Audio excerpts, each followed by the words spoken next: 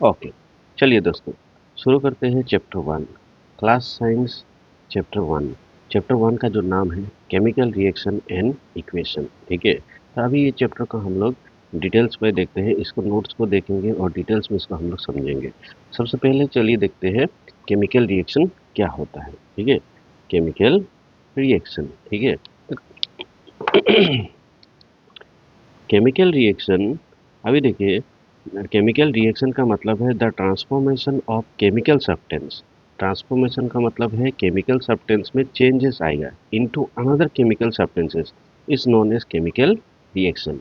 Chemical reaction का मतलब है कि केमिकल चेंजेस होना, जैसे कि कोई भी एक सब्सटेंस है, वो सब्सटेंस में केमिकल चेंजेस आ रहा है या केमिकल चेंजेस हो रहा है, तो उसी को हम लोग बोलेंगे केमिकल रिएक्शन।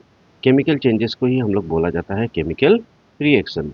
केमिकल रिएक्शन जैसे कि यहाँ पे कुछ एग्जांपल्स दिया गया है, rusting of iron, the setting of milk into curd, digestion of food, respiration etcetera. तो केमिकल रिएक्शन तरह तरह का होता है, यहाँ पे कुछ एग्जांपल्स दिया गया है, ये सब है केमिकल रिएक्शन। नेक्स्ट चलिए देखते हैं कि कोई एक केमिकल रिएक्शन हो रहा है या कोई एक केमिकल रिएक्शन होने वाला है, उसको हम लोग कैसे पता लगाएंगे, हाउ, मतलब किस तरह हम लोग उसको आइडेंटिफाई करेंगे। The following observation help us to determine whether a chemical reaction has taken place.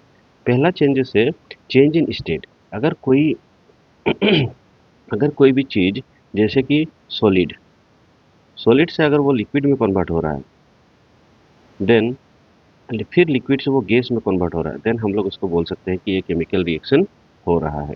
Next change in colour. अगर कोई भी सब्सटेंस का कलर में चेंजेस आ रहा है, इसका मतलब वो क्या हो रहा है, केमिकल रिएक्शन हो रहा है। Next evolution of gas. Evolution of gas का मतलब गैस का फॉर्मेशन। अगर कोई भी केमिकल रिएक्शन में गैस बन रहा है, ये गैस निकल रहा है, इसका मतलब उसमें क्या हो रहा है, केमिकल रिएक्शन हो रहा है। Next change in temperature. अगर टेम्परेचर में बदलाव आ रहा है, जैसे कि टेम्परेचर घट रहा है या टेम्परेचर बढ़ रहा है, देन हम लोग उसमें क्या बोलेंगे, केमिकल रिएक्शन हो रहा है। And last is the formation of precipitate. अगर प्रेसिपिटेट का फॉर्मेशन हो रहा है, इसका मतलब वहाँ पे केमिकल रिएक्शन हो रहा है।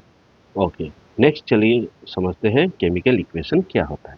अभी देखिए जो भी केमिकल रिएक्शन होता है, सपोज जितना भी केमिकल रिएक्शन है, वो केमिकल रिएक्शन को रिप्रेजेंट करने का जो तरीका है, या केमिकल रिएक्शन को एक अलग तरीके से रिप्रेजेंट किया जाता है। देखो, the representation of chemical reaction using symbols. क्या का यूज़ किया जाता है, सिंबल्स का। क्या चीज़ का, सिंबल्स का, एलिमेंट्स सबका सिंबल्स का, जितना भी एलिमेंट्स है, जैसे कि 118 एलिमेंट्स है, तो 118 एलिमेंट्स का हर एक स्पेसिफिक सिंबल्स है, जैसे कि हाइड्रोजन का H, हीलियम का He। ठीक है, तो उसी तरह हर एक एलिमेंट्स का अपना अपना सिंबल होता है, तो वही सिंबल्स का यूज़ किया जाता है। नेक्स्ट उसका फॉर्मूला, ठीक है, of the substance is called chemical equation. देखिए क्या बोला गया, the representation of chemical reaction using symbols and formula of the substance is called chemical equation. जैसे कि फॉर एग्जांपल अगर हम लोग समझते हैं ए और बी, मान लो ये एक सब्सटेंस है और ए और बी मिल के एक नया सब्सटेंस बना जो है ए बी है। ठीक है, तो अभी देखो, देखिए यहाँ एक एग्जांपल ले लेते हैं। Suppose magnesium react with oxygen, जैसे कि हम लोग का एक्टिविटी 1.1 में, एक्टिविटी 1.1 में यहाँ पे दिया गया है कि मैग्नीशियम को जब ऑक्सीजन के प्रेजेंस में जलाया जाता है तो वहाँ पे होता क्या है, तो उसी एग्जांपल्स को यहाँ पे हम लोग समझते हैं। जैसे कि मैग्नीशियम रिएक्ट विद ऑक्सीजन, जब मैग्नीशियम ऑक्सीजन का साथ रिएक्ट करता है and form A compound which is called magnesium oxide, और मैग्नीशियम ऑक्सीजन का साथ रिएक्ट करने के बाद बनता है मैग्नीशियम ऑक्साइड।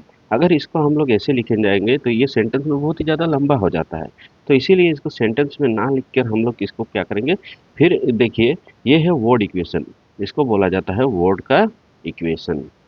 ठीक है, वर्ड का इक्वेशन। क्यों वर्ड इक्वेशन, क्योंकि यहाँ पे देखिए एलिमेंट का जो नाम है वो वर्ड्स में लिखा गया है, जैसे कि मैग्नीशियम का नाम magnesium plus oxygen arrow and magnesium oxide.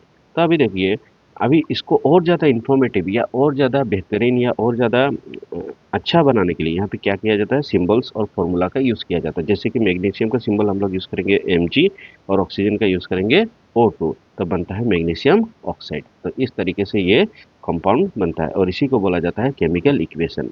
Chemical equation सिर्फ केमिकल रिएक्शन को रिप्रेजेंट करने का जो तरीका है उसी को बोला जाता है केमिकल इक्वेशन। अभी केमिकल इक्वेशन में यहाँ पे एक चीज़ समझना है। अभी यहाँ पे देखिए ये जो एरो है, ये एरो का जो लेफ्ट हैंड साइड में होता है, ये लेफ्ट हैंड साइड में जो भी रहता है इन सबको बोला जाता है रिएक्टेंट। क्या बोला जाता है? रिएक्टेंट। एंड जो राइट हैंड साइड में रहता है उसको बोला जाता है प्रोडक्ट। ठीक है। रिएक्टेंट का मतलब वो चीज़ है जो सब्सटेंस केमिकल रिएक्शन में पार्टिसिपेट कर रहा है, भाग ले रहा है। ठीक है, कोई एक रिएक्शन मतलब पार्टिसिपेट कर रहा है, उसी को बोला जाता है रिएक्टेंट। और प्रोडक्ट का मतलब जो फाइनली कोई एक नया प्रोडक्ट बन के आता है उसी को बोला जाता है प्रोडक्ट। तो यही ठीक है। तो ये केमिकल इक्वेशन में दो चीज़ होता है, ये है रिएक्टेंट और ये हो गया प्रोडक्ट। रिएक्टेंट जो लेफ्ट हैंड साइड होता है और प्रोडक्ट जो राइट हैंड साइड होता है। अभी ये जो एरो है ये एरो ही भाग करता है left hand side and right hand side में। Okay, clear. अभी नेक्स्ट पेज में चलते हैं।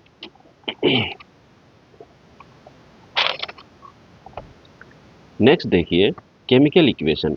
अभी केमिकल इक्वेशन कितने टाइप के होते हैं? पहले हम लोग जाना कि केमिकल रिएक्शन क्या होता है, उसका बाद में हम लोग देखा कि केमिकल इक्वेशन क्या होता है। नेक्स्ट अभी देखेंगे कि केमिकल इक्वेशन जो है वो कितना टाइप का होता है। अभी देखिए केमिकल इक्वेशन यहाँ पे दो टाइप का होता है मेनली। एक है बैलेंस केमिकल इक्वेशन और एक है अनबैलेंस केमिकल इक्वेशन। चलिए हम लोग इसको अभी डिटेल्स में देखेंगे। देखिए balance chemical equation. Balance chemical equation, balance का मतलब ही है ये दोनों तरफ क्या होगा? बैलेंस्ड होगा। बैलेंस का मतलब जो इक्वल होगा, लेफ्ट हैंड साइड और उसका राइट हैंड साइड क्या होगा? इक्वल होगा। चलिए उसको देखते हैं। The chemical equation which has same number of atoms और masses on the left hand side and right hand side. इसका देखिए, इसका जो लेफ्ट हैंड साइड है, सपोज ये यहाँ से इसको मान लीजिए ये लेफ्ट हैंड साइड है, एरो का इस तरफ ये लेफ्ट हैंड साइड और एरो का इस तरफ आ गया राइट हैंड साइड। अभी लेफ्ट हैंड साइड और राइट हैंड साइड दोनों तरफ जो मासेस है वो मासेस क्या होना चाहिए? इक्वल होना चाहिए। देखिए अभी ये जो केमिकल इक्वेशन है बैलेंस्ड है। किस तरह बैलेंस्ड है? अभी देखिए यहाँ पे मैग्नीशियम दो, दो मैग्नीशियम लेफ्ट हैंड साइड, ठीक है, या रिएक्टेंट साइड भी बोल सकते हैं। या तो ऑक्सीजन टोटल कितना है? दो है। तो इस तरफ क्या है? मैग्नीशियम भी दो है, ऑक्सीजन भी दो है। अभी राइट हैंड साइड देखते हैं प्रोडक्ट साइड में। प्रोडक्ट साइड में अगर हम लोग देखने जाएंगे तो यहाँ भी मैग्नीशियम टोटल दो है और टोटल ऑक्सीजन भी यहाँ पे दो है। तो इसका मतलब ये left hand side is equal to right hand side. अगर लेफ्ट हैंड साइड और राइट हैंड साइड इक्वल होता है तब इस टाइप का केमिकल इक्वेशन को बोला जाता है balanced chemical equation. Balance chemical equation. जो केमिकल इक्वेशन बैलेंस्ड होता है, क्या होता है? बैलेंस। बैलेंस का मतलब लेफ्ट हैंड साइड और राइट हैंड साइड उसका इक्वल होता है, उसी को बोला जाता है balance chemical equation. Okay. Next हम लोग देखेंगे कि अनबैलेंस केमिकल इक्वेशन क्या होता है। अभी देखिए अनबैलेंस जो केमिकल इक्वेशन है उसको और एक नाम से हम लोग बुला सकते हैं या उसको और, ठीक है, स्केलेटल केमिकल इक्वेशन से भी जाना जाता है। स्केलेटल केमिकल इक्वेशन या अनबैलेंस केमिकल इक्वेशन एक ही चीज है। नेक्स्ट देखिए इसको हम लोग डिटेल्स में देखेंगे। The chemical equation whose masses are, देखिए ध्यान से सुनिए, the chemical equation whose masses are not equal on the reactant side and the product side. मतलब कोई एक ऐसा केमिकल इक्वेशन है जिसका मासेस लेफ्ट हैंड साइड और राइट हैंड साइड में इक्वल नहीं है। जैसे कि फॉर एग्जांपल अगर हम लोग यहाँ पे देखने जाएंगे, देखिए मैग्नीशियम अगर ऑक्सीजन के साथ रिएक्ट करता है तब बनता है मैग्नीशियम ऑक्साइड। अभी देखिए यहाँ पे अगर हम लोग देखने जाएंगे तो यहाँ पे एक मैग्नीशियम दो ऑक्सीजन। क्लियर। यहाँ पे मैग्नीशियम एक है, ऑक्सीजन दो है। अगर यहाँ पे देखने जाएंगे तो यहाँ पे मैग्नीशियम एक है, ऑक्सीजन भी एक है। तो ये क्या बैलेंस है? नहीं है। तो इस टाइप का केमिकल इक्वेशन को बोला जाता है unbalanced chemical equation. Clear. Okay, next चलते हैं हम लोग।